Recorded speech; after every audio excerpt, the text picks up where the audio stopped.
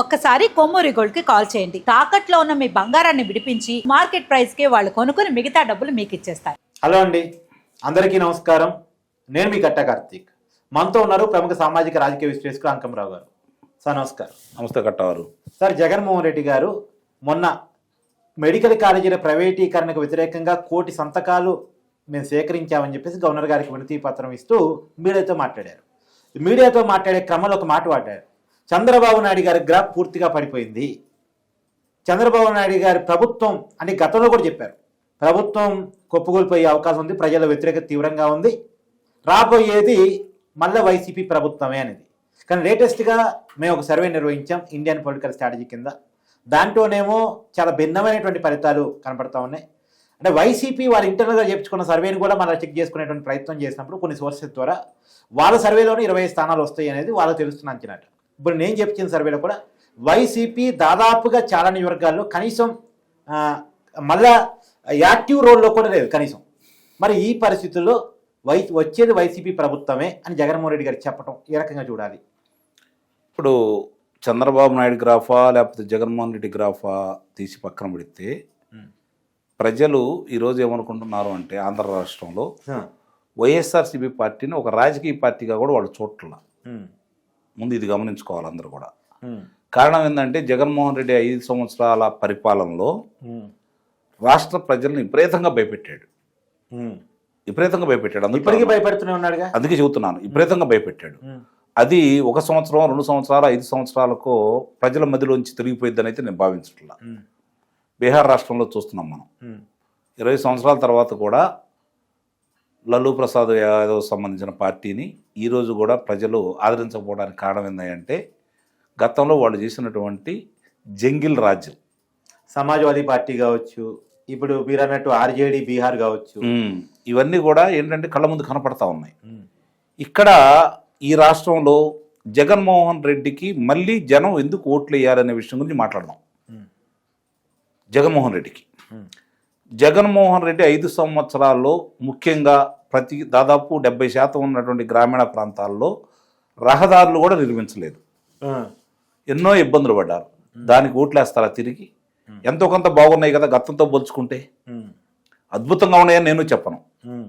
ఇబ్బంది లేకుండా అయితే జరిగిపోతూ ఉండే కదా. కొన్నిసార్లు మనం పడ్డ వర్షాలే కాస్త ఇబ్బంది పెడితే పడవచ్చు. మిగిలిన రాంగంలోని వీళ్ళైతే మరమ్మతులు అయితే చేశారు కదా, చాలా వరకు 80% పైన చేయటం కూడా జరిగింది కదా.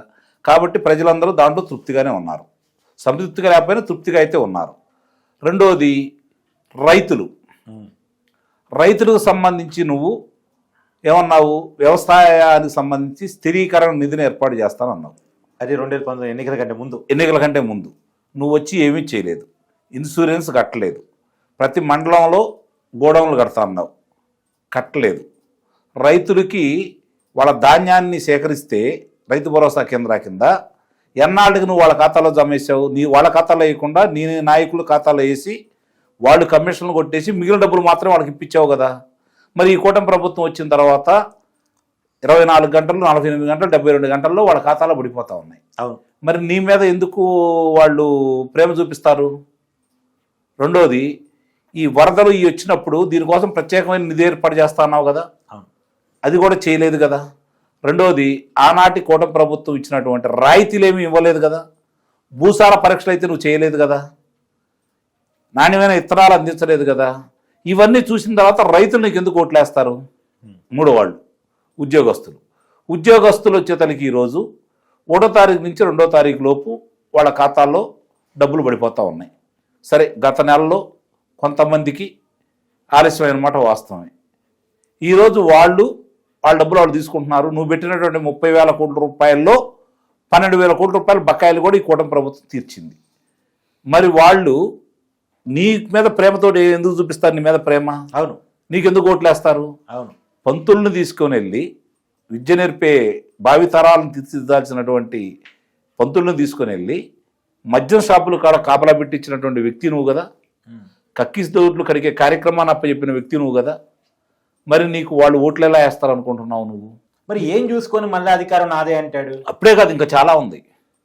అంగన్వాడీ కావచ్చు, ఆశా వర్కర్లు కావచ్చు, ఆటో వాలాలు కావచ్చు. నువ్వు 10,000 ఇస్తే ఈ కూటమి ప్రభుత్వం 15,000 ఇస్తుంది. ఆ రోజు రహదారులు ఎమ్మట పోయి ఆటోలు ఎప్పుడు రిపేర్లు వస్తూ ఉండేవి. ఈ రోజు రిపేర్లు తగ్గిన మాట వాస్తవమే కదా. వాళ్ళకి 15,000 అందినాయి కదా. మరి వాళ్ళు ఇప్పుడు నీకు అనుకూలంగా ఓట్లు ఎందుకు వేస్తారు? అప్పుడు కూడా సార్ మహిళలు, ముఖ్యంగా మహిళలు చూసుకుంటా ఉంటే వితంతు మహిళలు కావచ్చు, వృద్ధాప్య మహిళలు కావచ్చు, ఈరోజు నువ్వు గతంలో 3,000 ఇయటానికి మూలిగి 3,000 1,000 పెంచడానికి 5 సంవత్సరాలు తీసుకున్నావే. ఈ కూటమి ప్రభుత్వం రాంగంలోనే 1,000 రూపాయలు పెంచి ఇస్తూ ఉంటే ఆ రోజు ఏడబాతు అని చెప్పి భయపెట్టారు కాబట్టి నీకు ఓట్లు వేస్తే, నీకు ఓట్లు వేసిన వాళ్ళు 3,000 రూపాయలు 1,000 రూపాయలు పెంచడానికి అన్ని రోజులు నువ్వు పడ్డా కూడా నీకు ఓట్లు వేసిన వాళ్ళు ఈరోజు 1,000 రూపాయలు పెంచి 1వ తారీఖు 2వ తారీఖు లోపు వాళ్ళకి ఇస్తూ ఉంటే కూటమి కోటకి నీకు ఓట్లు వేస్తారు అంటే ఏ లెక్కన నీకు ఈరోజు గ్రాఫ్ పెరిగిందని నువ్వు భావిస్తున్నావు? నాకు తెలిసి 10 నుంచి 15% ఓట్లు గతంలో ఆయన పడ్డ ఓట్లు ఈరోజు అతనికి దూరం అయినాయి. ఎందుకంటే రాష్ట్రంలో వచ్చే పెట్టుబడులు రాకుండా చేస్తున్నాడు, ప్రయత్నం చేస్తున్నాడు, అయినా పెట్టుబడులు వస్తున్నాయి. అంటే పెట్టుబడిదారులకి జగన్మోహన్ రెడ్డి మీద నమ్మకం పోయింది. మళ్ళీ అతను వస్తాడన్న ఆలోచన వాళ్ళకి లేదు, జనానికి లేదు. ఏదన్నా ఉంది అంటే కూటమి పెద్దలకు మాత్రమే ఉంది ఆ భయం, జనానికి లేదు, పెట్టుబడిదారులకి లేదు. మరి ఏ విధంగా నీకు గ్రాఫ్ పెరిగింది చెప్పండి? మీరు ఏదో అడగబోయారు, ఇప్పుడు అడగండి. అంటే అప్పట్లో ఆటో వాళ్ళ గురించి చర్చ వచ్చింది కాబట్టి ఈ చేత్తో ఇచ్చేవాడు ఈ చేత్తో చలానా రూపంలో లాక్కునేవాడు అని కూడా ఉంది. అవునవును, చాలా విషయాలు కాదు. ఇప్పుడు ఎన్నో వేల ట్రాక్టర్లు కూటమి ప్రభుత్వం చంద్రబాబు నాయుడు గారు ఆ రోజు ఇచ్చారు. నువ్వు ఇలాపోయావు కదా. ఇరిగేషన్ ప్రాజెక్టుకి 62,000 కోట్ల రూపాయలు ఖర్చు పెట్టింది ఆ ప్రభుత్వం, నువ్వు చేయలేకపోయావు కదా. ఎస్సీ కార్పొరేషన్ ఎదురు, బీసీ కార్పొరేషన్ ఎదురు, ఎస్సీ కార్పొరేషన్ ఎదురు ఇవన్నీ ఏం లేవు కదా సార్. ఏమి లేవు కదా. ఎస్సీలకు సంబంధించింది వాళ్ళు ఒక చట్టం తీసుకొచ్చేసి వాళ్ళ నిధులు వాళ్ళకే ఖర్చు పెట్టాలంటే అవి కూడా పక్కదారి పట్టించిన ఘనత నీదే కదా. ఉపాధి పథకం డబ్బులు కూడా వాడుకున్నావు కదా. మామూలుగా విదేశీ విద్యా కానుకకు సంబంధించి దాన్ని రద్దు చేసిన వ్యక్తి నువ్వే కదా. చివరి సంవత్సరంలో గొడవలు అవుతా ఉంటే ఎన్నికలు రాబోతున్న సమయంలో నువ్వు మొదలు పెట్టావు. అది కూడా కొంతమందికి అరాకొరా కూడా ఇచ్చావు కదా. మరి ఏ విధంగా నీ మీద నమ్మకంతో మళ్ళీ ఓట్లేస్తారు? ఇంకోటి, యువతకు ఉద్యోగ ముఖ్యంగా నువ్వు రెచ్చగొట్టింది యువకుల్ని. అవును, ప్రత్యేక హోదా తీసుకొస్తాను అన్నావు, తీసుకురాలేకపోయావు. ప్రత్యేక హోదా ఉద్యోగాలు వాళ్ళ మెడలు వంచి, కేంద్రాన్ని మెడలు వంచి తీసుకొస్తానన్నావు. వాళ్ళు గెలవంలోనే వాళ్ళ దగ్గర ఢిల్లీ వెళ్ళి వాళ్ళకి అన్ని స్థానాలు వచ్చినాయి, మనం బతిరాడుకోవడం తప్ప ఏం చేయలేదని చెప్పని బేదపల్లు బలికింది నువ్వు. అంతకుముందు ఇటలీ ఆధిపత్యానికి కడప పౌరుషానికి మధ్య పోరాటం అన్నావు, ఢిల్లీకి మనకి మధ్య పోరాటం అన్నావు. ఏది నీ పోరాటం? మడమ తిప్పడు మాట తప్పడు మా నాయకుడు అన్నా, నువ్వు కూడా అదే మాట అన్నావు. మరి ఎందుకు మడమ తిప్పావు? ఎందుకు నువ్వు మాట తిప్పావు? ఎవరి మీద పోరాటం చేశావు? ఏమి సాధించావు?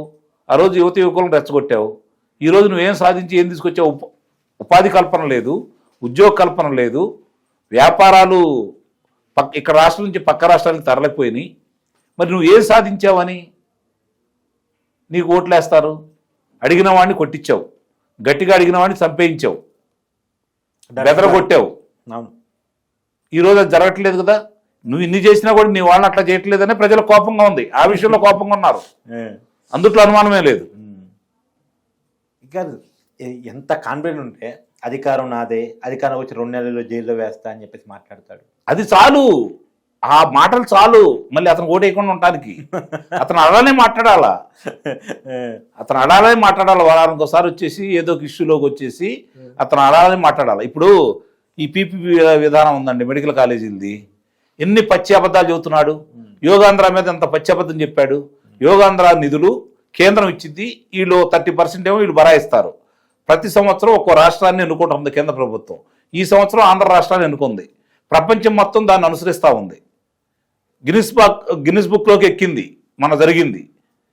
ఈరోజు విశాఖ బ్రాండ్ విపరీతంగా పెరిగింది, ఆంధ్రప్రదేశ్ బ్రాండ్ పెరిగింది. దానివల్ల రాష్ట్రానికి మేలు జరిగిందా, నష్టం జరిగిందా? పీపీపీ విధానాల గురించి మాట్లాడుతున్నావు, లేదంటే దాని గురించి రిషికొండ ప్యాలెస్ గురించి మాట్లాడుతున్నావు. నువ్వు ఎంత ఖర్చు పెట్టావు? 400 పై చిల్లర కోట్లు లెక్క కనపడుతుంది. 240 కోట్లు అని చెప్పి నువ్వే చెబుతున్నావు. ఇక్కడే 340 కోట్లు 360 కోట్లు చెబుతున్నావు. యోగాంధ్రాకి మొత్తం కలిసి ఖర్చు పెట్టింది 62 కోట్లు. రాష్ట్రం ఒక 20 కోట్లు ఖర్చు పెట్టి ఉండొచ్చు, మిగిలిన మొత్తం కేంద్రమే ఇచ్చింది కదా. మరి ఎట్లా నువ్వు ప్రతి అబద్ధం చెబితే ఇది ఉంది? అసలు ఇవన్నీ కాదండి, ఇది తప్పు అని నువ్వు భావించిన వాడివి. చిత్తూరు ఆసుపత్రిని ఆ రోజు అపోలో వాళ్ళకి తీసుకున్నారు, దాన్ని అపోలో వాళ్ళు తీసుకున్నారు. ఈరోజు అక్కడ 300 పడకల నుంచి 800 పడకలు పెరిగింది కదా. రోజుకి 1000 నుంచి 2200 మందికి పరీక్షలు జరుగుతూనే ఉన్నాయి కదా. 21 విభాగాల్లో జరుగుతూ ఉన్నాయి కదా. అది ఈరోజు ఒక కేస్ స్టడీగా మన కళ్ళ ముందు కనపడుతుంది కదా. మరి నువ్వు వచ్చే 5 సంవత్సరాల్లో ఏం బీకావు దాన్ని? రోజు రోజుకి వృద్ధి చెందుతూనే ఉంది కదా. అంటే ప్రజలకు మేలు జరగటం, ప్రజలకు ఏదైనా అందుబాటులోకి రావటం, ప్రజలకు ఉపయోగపడే కార్యక్రమాలు ఏదొచ్చినా కూడా చెడగొట్టడానికి మాత్రమే ప్రజలు ఆర్థికంగాను ఈ అసమానతలు తొలగే విధంగా వాళ్ళ కాళ్ళ మీద వాళ్ళు నిలబడే విధంగా ప్రజలు ఉండకూడదని చెప్పని ప్రజల మీద పగబట్టాడు అతను. గమనించుకోండి, ప్రజలు అవి గమనించారు కాబట్టి జగన్మోహన్ రెడ్డిని ఇంటికి పంపించారు. భవిష్యత్తులో కూడా జగన్మోహన్ రెడ్డికి ఓటేస్తారు అనే మాట మర్చిపోండి.